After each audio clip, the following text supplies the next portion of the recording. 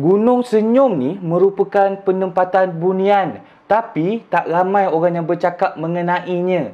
Kenapa? Kita pun tak tahulah geng. Tapi yang pasti dekat Gunung Senyum tu terjadi beberapa kisah mitos dan juga mistik.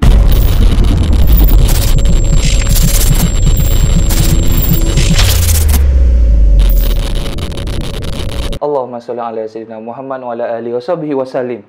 Walhamdulillahirabbil alamin. Assalamualaikum tim puaka sekalian. Welcome back ke rancangan saya, rancangan share puaka, di mana pada hari ni nak share tentang sebuah gunung yang berada di negeri Pahang. Tapi sebelum tu, drop that subscribe button guys. Dan kalau kau boleh nampak di bahagian chatting dekat sini, korang boleh send saya super gift ataupun super sticker sebagai tanda korang support tim puaka geng. Macam saya cakap tadi, cerita pada malam ni tentang sebuah gunung yang berada di Jengka, dinamakan sebagai Gunung Senyum. Jengka kampung aku. Kenapa nak kena cerita pasal gunung ni? Sebab gunung ni ada satu kisah bunian geng, tapi tak ramai yang tahu.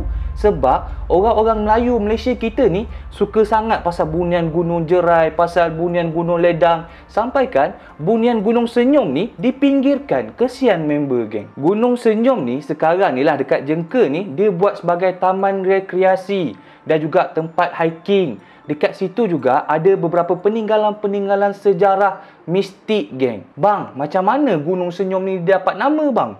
Gunung tu tersenyum-senyum, batu senyum-senyum, pokok senyum-senyum ke bang?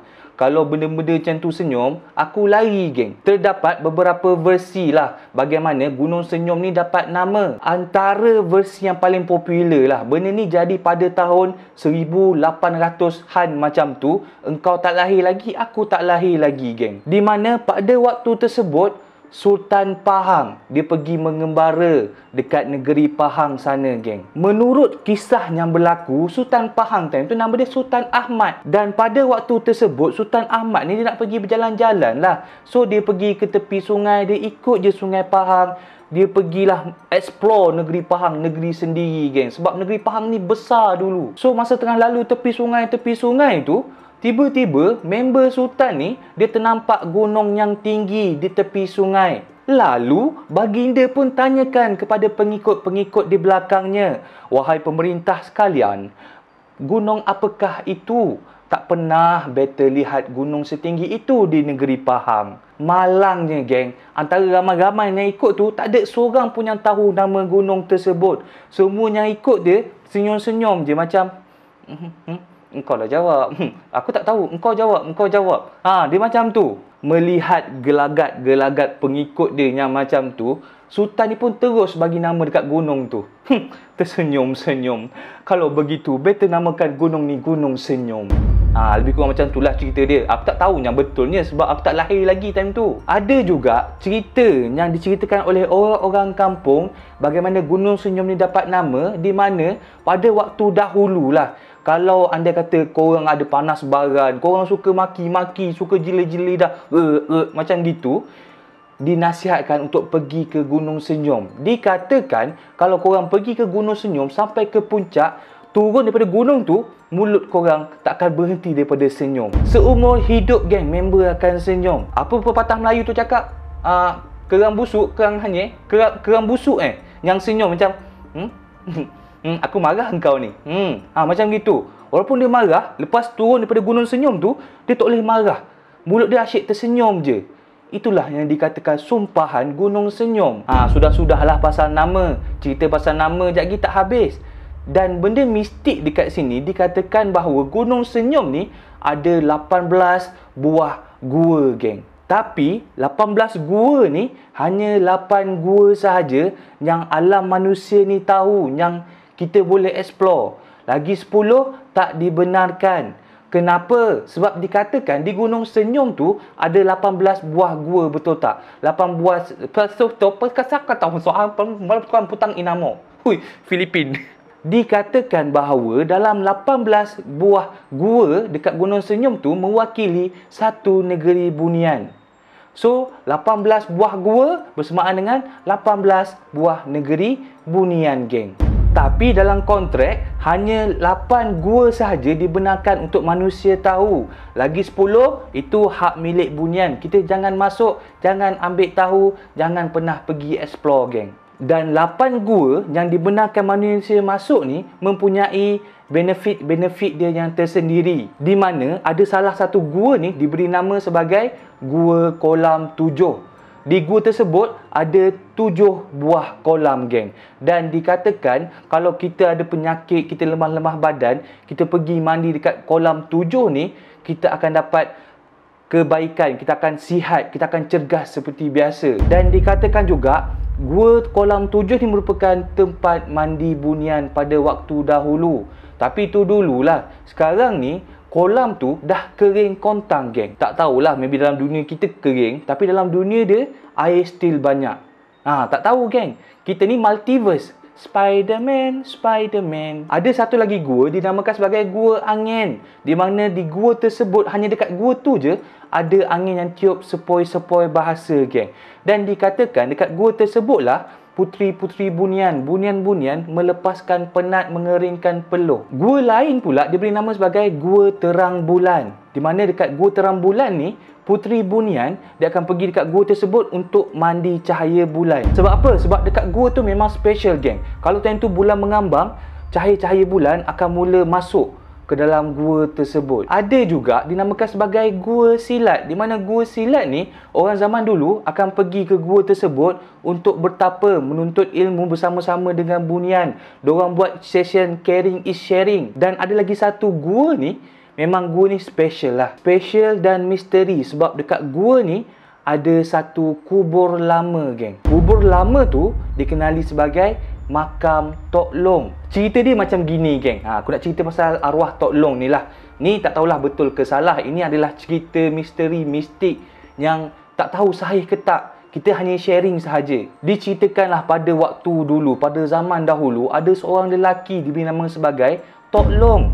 Tok Long ni suka sangat naik ke Gunung Senyum ni untuk pergi jerat burung. Dia pergi bukan pergi seorang-seorang, geng. Tok Long ni pergi ke Gunung Senyum tu, dia pergi menjerat bersama dengan bunian. So lepas berkawan dengan bunian, pergi mencari burung sama-sama, tiba-tiba Tok Long ni rasa terpikat hati dengan puteri bunian. At the same time, puteri bunian ni pun terpikat hati dengan Tok Long. Jadi mereka pun berkahwin, geng. Tapi sebelum kahwin, Raja Bunian ni lah, dia dah tetapkan ada 3 syarat yang Tok Long ni kena ikut. Tok Long, there is 3 rules that you must follow before you marry my daughter. Syarat pertama, puteri bunian ni dalam 1 bulan tu dia mesti pergi mandi sekali di Gua Kolam 7. Rule kedua, dia kena pergi menyidaikan diri, keringkan diri di Gua Angin yang aku cakap tadi. Dan yang ketiga, puteri bunian ni kenalah pergi menyirami diri dia dengan cahaya bulan di Gua Terang Bulan. Setelah memenuhi ketiga-tiga syarat tersebut, barulah puteri bunian ni dan Tok Long ni boleh bernikah, geng. Itu sebagai syarat-syarat dia. Tok Long ni bila dengar syarat macam tu, dia fikir, oh, this is simple, I can do this. Lagipun setiap sebulan sekali je, no problem. So dia pun kahwinlah macam biasa. Raja Bunian ni happy anak dia kahwin dengan manusia. Dia hadiahkan si Tok Long tu dengan 2 buah taman, geng. Dinamakan sebagai Taman Darat dan juga Taman Laut. Dan sehingga kini, Taman Darat dan Taman Laut ni masih ada di Gunung Senyum tersebut. Tapi kata orang lah, bagi kita, kita tak nampak taman tu. Tapi sebenarnya taman tu wujud sebagai taman permainan orang-orang bunian. Macam tu juga dengan Gua Kolam aku cakap tadi. Kalau kita pergi ke situ, nampak macam lopak-lopak air kecil je. Tapi di dunia diorang ibaratkan kolam 7 tingkat, geng, tinggi dia. Dia buat flat dekat situ, geng. Flat kolam. Dikatakanlah tingginya air dekat kolam 7 ni, contohnya dekat atas tu ada satu kolam besar. Kalau hujan lebat, air dia akan turun ke bawah, melimpah kepada kolam yang kedua, ketiga, keempat, sampai kolam yang ketujuh. Besar gila, geng. Kalau duduk dekat bawah, kau nampak kolam tu, memang pemandangan dia memanjujukkan. Apa tu? Memang pemandangan dia menakjubkan, geng. Tapi pemandangan tu kini dah tak ada lah. Maybe dah ditarik balik oleh orang-orang bunian. Sebab takut kita ni buat pencemaran. So macam aku cakap tadi, kolam 7 ni pun dah kering, geng. Air satu pun tak ada. So lepas kahwin dengan puteri bunian ni, Tok Long ni diberi satu keistimewaan, di mana dia boleh merawat penyakit-penyakit berbahaya yang tak dapat dirawat oleh orang-orang biasa. Tapi syarat dia Tok Long kena tinggal di dunia bunian tersebut. Kalau ada orang yang nak merawat, pergi naik ke Gunung Senyum jumpa Tok Long, lepas tu pergi balik bawah geng. Sampai satu hari Tok Long rasa dia rindu dengan kampung halaman. Dia cakap dekat bini dia, "Puteri, Tok Long rindu kan akan kampung halaman. Boleh tak kalau Tok Long nak pulang kejap, nak pergi tengok apa ada dekat kampung, apa jadi sekarang?" Sebab dikatakan Tok Long masih ada keluarga di kampung geng. Tapi sebelum Tok Long ni dibenarkan pulang ke kampung, puteri ni dah bagi dua syarat geng. Yang pertama, Tok Long hanya boleh berada di kampung tersebut selama 1 bulan geng. Dah settle 1 bulan, balik ke alam bunian. Yang kedua, Tok Long kena janji jangan cakap apa ada dekat tempat bunian ni. Jangan cakap dekat sini ada penempatan bunian. Senyap-senyap je. Kalau orang tanya, pandai-pandailah kau bohong. Time tu Tok Long cakap, "Okey, aku setuju, aku nak balik kampung. I setuju dengan cadangan you, dengan apa yang you tetapkan." So Tok Long ni pun pulanglah ke kampung. Dan bila orang kampung tengok, Tok Long ni macam pelik. Sebab, yelah kalau dulu dia miskin, tiba-tiba balik kampung kaya raya geng. Pakai baju macam baju raja. Lepas tu ada satu kebolehan, dia boleh rawat orang sakit. Memang time tu orang pandang Tok Long ni macam some good lah orang cakap. And ramai juga yang tanya, "Tok Long, macam mana kau dapat benda ni? Kau jumpa harta karun ke? Apa yang jadi? Ceritalah dekat saya." Macam-macam desakan yang berlaku. At first, Tok Long ni dia tak cerita. Tok Long ni dia senyap, dia macam tak boleh, rahsia. Tapi setelah didesak oleh orang ramai macam keep pushing him lah untuk ceritakan benda yang sebenar, Tok Long pun mulakanlah penceritaan tentang apa yang jadi dekat Gunung Senyum.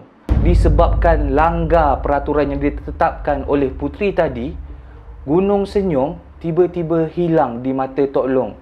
Waktu tu Tok Long nak naik Gunung Senyum, nak pulang ke kampung bunian, tiba-tiba dia tak nampak jalan geng, dia nampak hutan je. Bila dia pergi ke kawasan yang dia yakinlah ini tapak rumah dia yang dulu, rumah bunian dia yang dulu, tempat tu dah kosong. Yang ada hanyalah semat samun dan juga lalang-lalang yang meninggi geng. Tok Long ni cuba macam-macam nak jumpa isteri dia. Dia cuba seru, dia cuba panggil tapi tak muncul. Tok Long cari sampailah dia tiba di satu gua dinamakan Gua Danau Impian. Dekat situ dia nampak ada bayangan isteri dia dekat atas.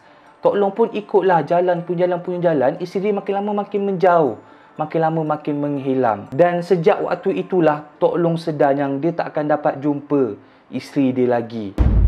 Sedih cerita Tok Long ni. So Tok Long decide dia nak tunggu juga isteri dia.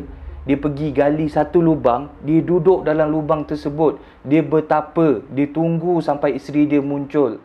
Tapi tak muncul-muncul sehinggalah waktu kewafatan Tok Long geng. Dan Tok Long pun dimakamkan di gua mana dia bertapa. Dan gua tersebut diberikan nama sebagai Gua Makam Tok Long.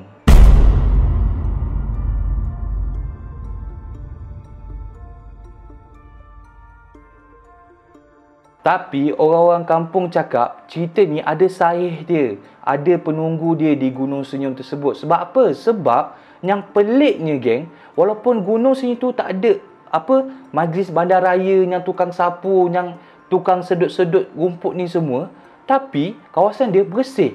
Tak ada rumput-rumput kering, tak ada sarang-sarang tebuan apa semua, tak ada. Seakan ada yang menjaga. Sebab itulah kalau kita pergi daki mana-mana gunung, kena berhati-hati sebab for sure geng, setiap gunung ada penghuninya.